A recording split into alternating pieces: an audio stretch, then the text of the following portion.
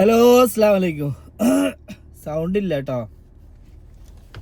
ഭയങ്കര ചുമയാ. ചുമ എന്ന് പറഞ്ഞാൽ ഒന്നൊന്നര ചുമ.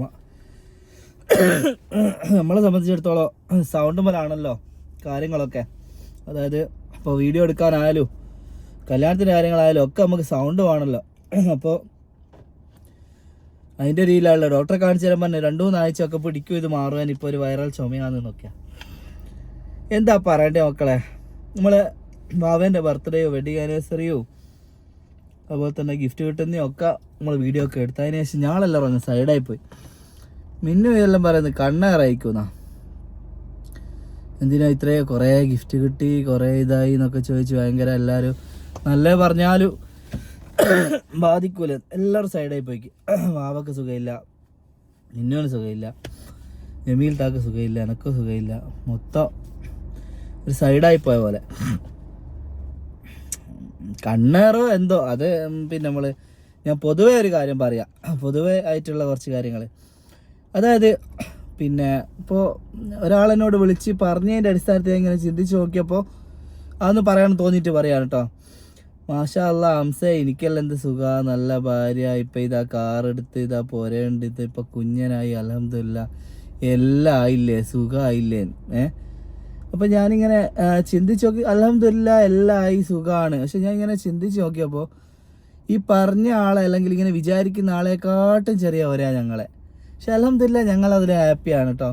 ഇവിടെ എന്ന് പറഞ്ഞാൽ ഒരു ഗസ്റ്റുകൾ വന്നാൽ ഞാൻ പുറത്തിറങ്ങി കിടക്കണം. അതായത് ഞാൻ ലേറ്റ് നൈറ്റൊക്കെ വന്നാലിപ്പോൾ ജമീലത്തെ അവിടെ നിർത്തുമല്ലോ, ഞാൻ പുറത്തൊക്കെ പോകുമ്പോൾ ഓരോട് ഇവിടെ പുരയിൽ നിൽക്കണം എന്ന് പറയല. ഇപ്പം ഞാൻ നേരം വൈകിയൊക്കെ വീട്ടിൽ വന്നാൽ ഞാൻ ഹാളിലാണ് കിടക്കുക. കാരണം ഒരു പെണ്ണുങ്ങൾ കുറേ ഹാളിൽ കിടത്താനാവില്ല. മിന്നുവിൻ്റെ റൂമിലാണ്, നമ്മളെ റൂമിലാണ് ജമീലത്തെ കിടക്കുക, ഞാൻ ഹാളിൽ കിടക്കും. കാരണം 2 റൂമേ ആകെ ഉള്ളൂ, ഒന്ന് അനിയനും ഒന്ന് നമുക്കുള്ള.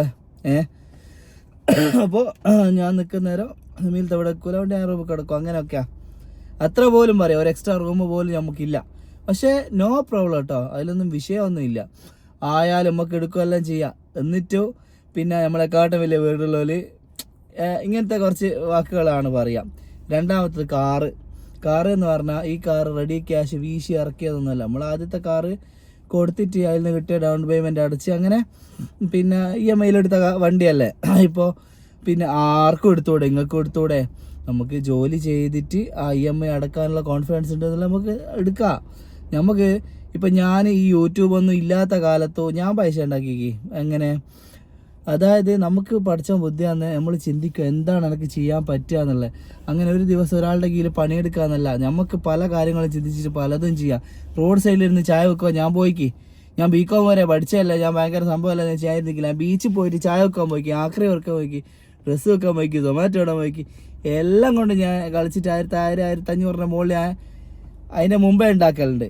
ആക്രി മാത്രമായാലും അതിലും കൂടുതലും കിട്ടലുണ്ടായിരുന്നു. ശരിക്കും പറയാ വെച്ചാൽ യൂട്യൂബിൽ വന്നേരാണ് എനിക്ക് പൈസ ഉണ്ടാക്കൽ കുറഞ്ഞതെന്ന് വേണമെങ്കിൽ പറയാം. അതിൻ്റെ മുമ്പ് ഇത്രയും സാധനങ്ങളോടെ നമ്മൾ ചെയ്യേണ്ടത്. പിന്നെ ഈ കല്യാണത്തിൻ്റെ കാര്യമൊക്കെ ചെയ്യുമ്പോൾ കുറച്ച് കമ്മിറ്റ്മെൻറ്റ്സ് കാര്യമുള്ളതുകൊണ്ട് നമ്മളെ കാത്ത് കുറേ ആൾ നിൽക്കുമ്പോൾ അങ്ങനെ നിൽക്കുമ്പോൾ എനിക്ക് ഭയങ്കര ഒരു ഇമോഷണലി കണക്റ്റഡ് ആയതുകൊണ്ടാണ് അതെല്ലാം ഒഴിവാക്കിയിട്ട് ഞാൻ ഇത് എന്നുള്ള ഇങ്ങനെ വന്നതും ഒക്കെ.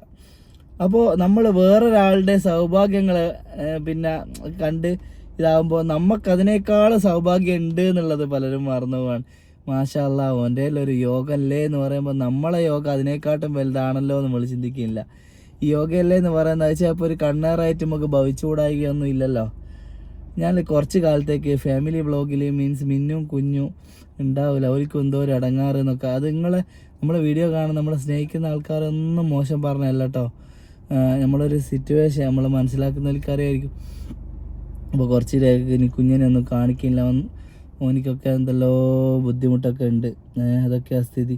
വീഡിയോയിൽ ഇങ്ങനെ കാണിച്ചിട്ടാന്ന് എന്നല്ല, എന്നെ ഇങ്ങനെ കുറ്റപ്പെടുത്തുമ്പോൾ നമുക്കൊരു വിഷമാണല്ലോ. അപ്പോൾ ഞാനിനി ഓല ഒന്നും വീഡിയോ കാണിക്കൂല, ഞാനിങ്ങനെ എന്തേലും വന്ന് ചലിച്ചിട്ട് പോകുക, നിങ്ങൾ കാണുക, ഇഷ്ടമായിട്ടേ കാണുക. അതാണ് കണ്ണേർ നമുക്ക് വന്നതെന്ന് അറിയാൻ എന്താ ചെയ്യുക, അല്ലെങ്കിൽ കണ്ണേർ വന്നാൽ എന്താ ചെയ്യുക എന്നൊക്കെ അറിയുന്ന പോലുണ്ടെ ഒന്ന് കമൻറ്റ് ചെയ്തു കേട്ടോ. ഇന്നൊരു കല്യാണം ഉണ്ട് നമ്മൾ വീഡിയോ ചെയ്തൊരു വീട്ടിൽ. അപ്പോൾ പോകാണ്ട് രക്ഷയില്ല, അടുത്തേക്ക് പോവുകയാണ്. നല്ല ചുമയെല്ലാം ചുമക്കുമ്പോൾ സൈഡാക്കി ചുമക്കുക, പിന്നെയും പോവുക, അങ്ങനെ പോകേണ്ടി വരും ഇൻഷാ അല്ലാ. അപ്പോൾ എനിക്ക് എല്ലാവരോടും ഇതേ പറയാനുള്ളൂ, വേറൊരാളെ കണ്ടിട്ട് വേറൊരാളുടെ പരിപാടി യൂട്യൂബിൽ ഒരുപാട് ആൾക്കാരുണ്ടാവും, കുറച്ചൊക്കെ അതുപോലെ എക്സ്ട്രാ കാണിക്കുന്നതായിരിക്കും.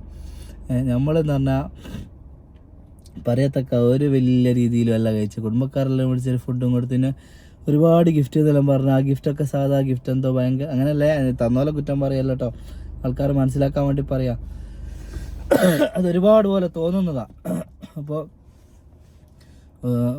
വലിയ ബോക്സും അങ്ങനെയൊക്കെ ആയിട്ട് അങ്ങനെ തോന്നുന്നതാണ്, അല്ലാണ്ട് അങ്ങനെ അങ്ങനത്തെ ഒന്നും അല്ല. ഓക്കെ, ഇൻഷാ അല്ലാ. അങ്ങനെ ഞാൻ പറഞ്ഞ നിങ്ങൾക്കായിരിക്കും വിഷമമുണ്ട, നിങ്ങൾ ആരെയും കുറ്റം പറഞ്ഞതല്ല, നമ്മളൊരു സിറ്റുവേഷൻ പറഞ്ഞതാണ്. ഇനിയിപ്പോൾ വീഡിയോ കാണാത്തോടെ ഈ കൊല്ലം ഈ മാസമൊക്കെ എല്ലാ ദിവസവും വീഡിയോ കാണണമെന്ന് വിചാരിച്ചു, പക്ഷേ സ്റ്റക്കായിപ്പോയി. ഇനിയിപ്പോൾ എന്നാ ആക്കുമെന്ന് അറിയാമല്ലോ, നമ്മളെ വീഡിയോ കാണാൻ കാത്തിരിക്കുന്ന പോലൊക്കെ ഉണ്ട്. അവരോടെല്ലാം പറയുമ്പോൾ നമ്മളെ ഈ ഒരു ബുദ്ധിമുട്ടൊക്കെ മാറാനുള്ളൊരു ദുആ ചെയ്യും ഇൻഷാ അല്ലാ. പിന്നെന്ന് പറഞ്ഞാൽ എല്ലാവരുടെ ഫാമിലിയിലും അങ്ങോട്ടും ഇങ്ങോട്ടും സ്വരച്ചേർച്ചയും കാര്യങ്ങളൊക്കെ ഉണ്ടാവും.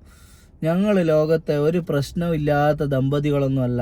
ഞങ്ങൾ തമ്മിൽ പല പ്രശ്നങ്ങളും ഉണ്ടാകലുണ്ട്, പല സ്വരച്ചേർച്ച ഉണ്ടാകലുണ്ട്. എൻ്റെ ചില കാര്യങ്ങൾ ഓക്ക് ഇഷ്ടപ്പെടലില്ല, ഓളെ ചില കാര്യം എനിക്കിഷ്ടപ്പെടില്ല. അങ്ങനെയൊക്കെയാണ് എല്ലാ ഫാമിലിയിലും, അങ്ങനെ തന്നെയാണ്. പക്ഷെ ഞാൻ അവളെ എവിടെ പോയാലും കെയർ ചെയ്യൂ. ആ ഒരു സംഭവം ഞാൻ അവളെ ചെയ്യേണ്ട കാര്യമാണ്, കാരണം അവൾ കാഴ്ചയില്ലാത്ത ഒരാളാണ്. അല്ലാണ്ട് പേഴ്സണലി സ്വഭാവപരമായിട്ട് എന്ന് പറഞ്ഞാൽ ഞങ്ങൾ തമ്മിൽ പല സ്വരച്ചേർച്ച ഉണ്ടാകലുണ്ട്, പല കാര്യങ്ങളിലും. പിന്നെ അങ്ങോട്ടും ഇങ്ങോട്ടും ഒക്കാത്തതും അതൊക്കെ എല്ലാ ഫാമിലിയിലും ഉള്ളതല്ലേ. അപ്പോൾ പിന്നെ ഞങ്ങളൊരു പെർഫെക്റ്റ് എന്നുള്ള അതും ഞാൻ പറഞ്ഞതാണ്. അപ്പോൾ അതും അങ്ങനെ തന്നെയൊക്കെ തന്നെയാണ്, നിങ്ങളെപ്പോലെ തന്നെയാണ് നമ്മളും, എല്ലാം അങ്ങനെ തന്നെ ഉള്ളല്ലോ. അപ്പോൾ എനിക്ക് എല്ലാവരോടും പറയാനുള്ളത് എന്താ പറയുക, നമ്മൾ പിന്നെ അൽഹംദുലില്ലാ നമുക്ക് തന്ന സൗഭാഗ്യങ്ങളിൽ നമ്മൾ അതീവ നന്ദിയുള്ളവരാവുക. മറ്റുള്ളവരിങ്ങനെ വീഡിയോ കാര്യമെല്ലാം കാണുമ്പോൾ നമ്മളെക്കാട്ട് കിടിലാണല്ലോ എന്ന് ഒരിക്കലും ചിന്തിക്കരുത്. അവർക്കില്ലാത്ത പലതും നമുക്കുണ്ട്, ഞങ്ങൾക്കില്ലാത്ത എന്തൊക്കെ ഞങ്ങൾക്കുണ്ട് എന്നറിയാം. ഒരുപാട് കാര്യങ്ങളുണ്ട്, ഞങ്ങൾക്ക് കുറച്ച് കാര്യങ്ങളേ ഉള്ളൂ. ആ കുറച്ച് കാര്യങ്ങൾ നമ്മൾ വീഡിയോയിലൂടെ കാണിക്കുമ്പോൾ നിങ്ങൾക്ക് ഭയങ്കര സംഭവമാണെന്ന് തോന്നിയാ. ലൈഫിൽ വേറെ എന്തൊക്കെ ഉണ്ട്, നമ്മൾ ഈ കാണിക്കുന്ന കാര്യങ്ങളിലേ ഉള്ളൂ, കാണിക്കാത്ത എന്തൊക്കെ ഉണ്ട്. അപ്പോൾ എല്ലാവരോടും പറയാനുള്ള അങ്ങനെയൊക്കെ തന്നെയാണ് ഇൻഷാ അല്ലാ. പിന്നെ ഫാമിലി വ്ളോഗിലെല്ലാം തുടർന്ന് ആക്റ്റീവായിട്ട് മിന്നുവിന് വരാനുള്ളൊരു മൈൻഡൊക്കെ ഉണ്ടാകട്ടെ ഇൻഷാ അല്ലാ. നമ്മൾ വീഡിയോ കാണുന്നവരോടൊക്കെ സ്നേഹമുള്ളൂ. നമ്മൾ ഈ ചാനൽ കൊണ്ടാണ് നമ്മൾ ഈ കല്യാണത്തിൻ്റെ മേഖലയിലും എല്ലാത്തിലും എത്തി, ഞങ്ങൾ വീഡിയോ കാണുന്നതുകൊണ്ടൊക്കെ തന്നെയാണ്. അപ്പോൾ എത്രയും പെട്ടെന്ന് നമുക്ക് നല്ല വീഡിയോസൊക്കെ ചെയ്യാനാവട്ടെ, മൈൻഡൊക്കെ ഒന്ന് സെറ്റാവട്ടെ ഇൻഷാ അല്ലാ. എന്നാൽ കണ്ണേർ അറ്റിയാ എന്നാ ചെയ്യേണ്ടതെന്നൊക്കെ ഉള്ള നിങ്ങൾ കറക്റ്റിൽ പറഞ്ഞു കേട്ടോ.